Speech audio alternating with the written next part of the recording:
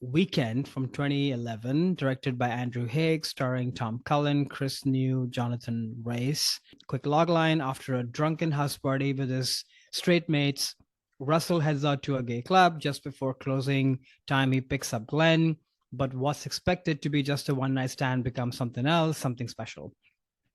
So, to me, this is on my list because this explores kind of the reality, if you will, of a meet cute, in sort of a very brutally honest, kind of hard. There's romance here for sure, Mm-hmm.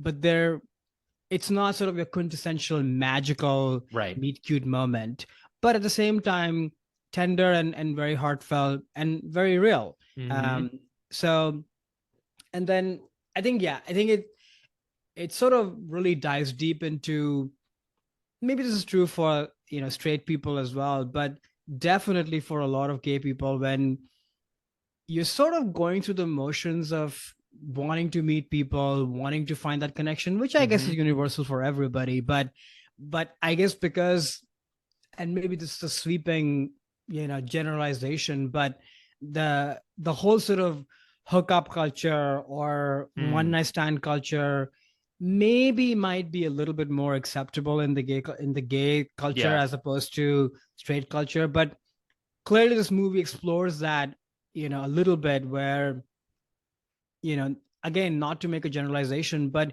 you see the lead character is sort of going through the motions of kind of living his life a little bit like a ghost, where Right. Right. it's not like he doesn't have a job. He has a job, he has friends and all, and even family who love him dearly, but you sort of see this emptiness in him, where even when he's finding love through friends and family and people want him around him, he's kind of running away from those, Right. Definitely. even though he knows that what he's seeking through picking up somebody randomly at a club or what have you is actually not going to lead him to any kind of happiness or fulfillment. He already knows that. Mm-hmm. So it's almost this sort of empty, ghost run. And I've been a part of that kind of feeling for sure in my life.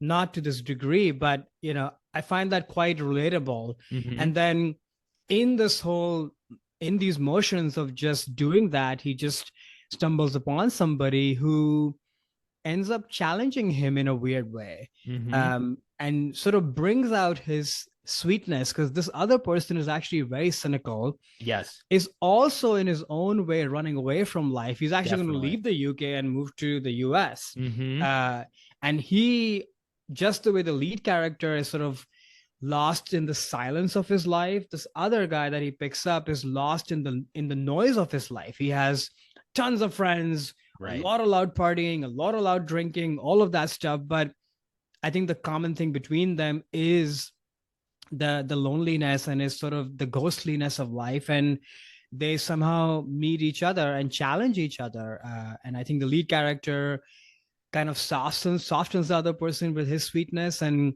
the other character, who is sort of prickly and a little bit sort of abrasive and out there, challenges the other person to see life for what it is and step out of this, or snap out of this kind of rigmarole ghostly life that he's been leading. So yeah, the meet cute itself is probably not very cute here, because they just meet at a At a club, bar. Right. although Right. it's sort of an awkward thing as to how that happens. Yeah. Yeah. But I think, to me, what is incredible is sort of how they then get to know each other, how they kind of almost lose it, whatever they have, but then they save it at the end, and that's when, spoiler alert, uh, the romance and the magic does come in. Mm-hmm. So I don't know. I watched this movie years ago.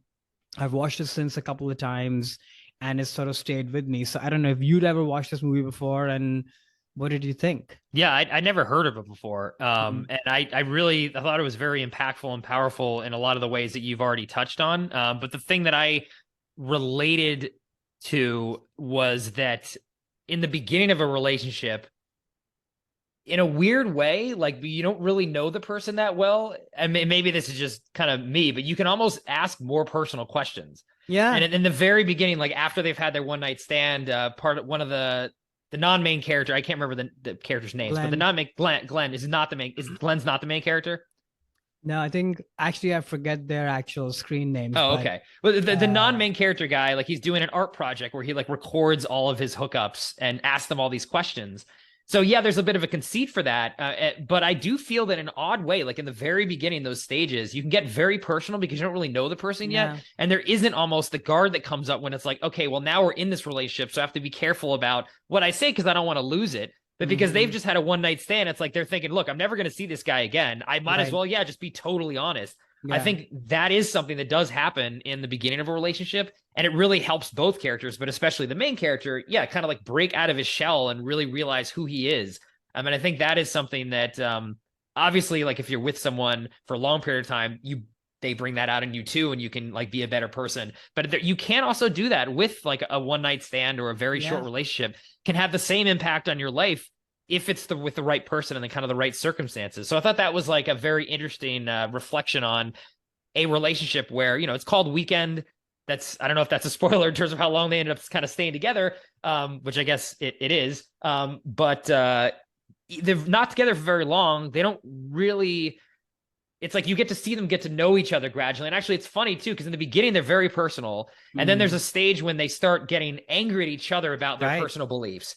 So they've crossed this chasm of like, okay, now we're close enough where like I can get mad at you for what you're sharing. Whereas right. in the beginning, you're just super curious. You're asking like deeply personal questions and the other person's sharing it. And I think that is definitely reflective, at least of my experience at the beginning of relationships. There is that phase. And then sometimes you don't get past the second one where they're like, oh, actually, I don't like you. Like this isn't Right. really working. We're done. But there is that phase like, I barely know you. So yeah, like tell me your deepest, darkest secrets. And you feel like sharing it because like this person really doesn't mean anything to you yet. You might never see them again. So fine, share it.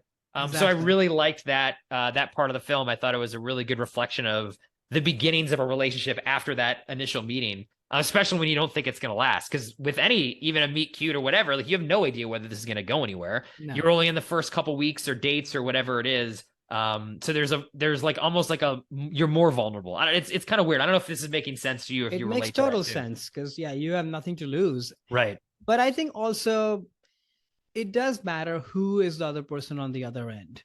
And Yes. Right. Right. there Right. is something about these two people, their own sensibilities and such that, like you said, they sort of happen to just meet each other at this point where life is a little bit sort of upside down. One is a Mm-hmm. ghost, the other is about to run away. Mm-hmm. And so there's a little bit of, yeah, who cares? But then there's also a little bit of genuine interest.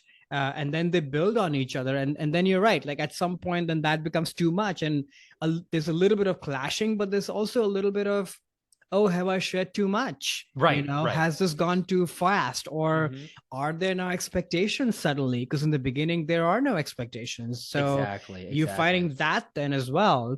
But then you're also fighting that, oh, I don't know where this is going to go. So it just starts to get more complicated, which is so true with any relationship as you Totally. kind of cross that initial milestone. So yeah, but I'm glad you really enjoyed it. I did, yeah, and I think I know we haven't finished all of our films, but I'll just Yeah. make a general statement that this one, is definitely the most grounded and realistic of all Yeah. the movies that we have talked about and we will talk about. And I thought it was I don't know, refreshing, maybe not the right word, but to have something that is very real I and could be wanted that. believable, but then it still has some of that magic in it too. Because these people, even though it was a random kind of hookup that started it, it was the right person at the right time that each of them are meeting to Mm-hmm. help them, even though they're not staying together long term. Mm-hmm. During that weekend, they're helping each other in different ways. And there is like a magic and a sense of destiny to that. So it's sort of nice to see that, yeah, something that is incredibly believable happens all the time. One night stands after a night out at a club or something. There still can be something there that is special, even if it doesn't last. So I Yeah. liked that part of this film too. It's definitely, again, I'd never heard of this movie before, but the performances, particularly of the main Oh, guy, I was like, this is so good. Like I really liked him he's a so lot. great. Yeah, Andrew Hick, the director, he's amazing. He's directed a bunch of stuff. I highly recommend Oh, okay. 45 Years with Charlotte Rampling and gosh, his name is on the tip of my tongue. But Okay. anyway, I Okay. recommend people. He's a great director, and yeah, Tom Cullen is great. Yeah. And he was in Downton Abbey and a bunch of other good stuff as well. So yeah, really glad you enjoyed it. Yeah. Thanks for putting on The the list. last scene at the station, yeah, Oh, always yeah. sobbing. pretty amazing. Yeah. Totally. Hey there, it's Alex. If you like the review and discussion Karan and I just had, make sure you subscribe to our channel, Movies That Shaped Us, to get full episodes. Every other Wednesday, Karan and I cover a topic around important people, places, events, and moments in our lives, and then explore it through 3 of our favorite movies. Subscribe right now or follow our podcast on Spotify or Apple Podcasts via the link in the description below. Hope you join us for the journey.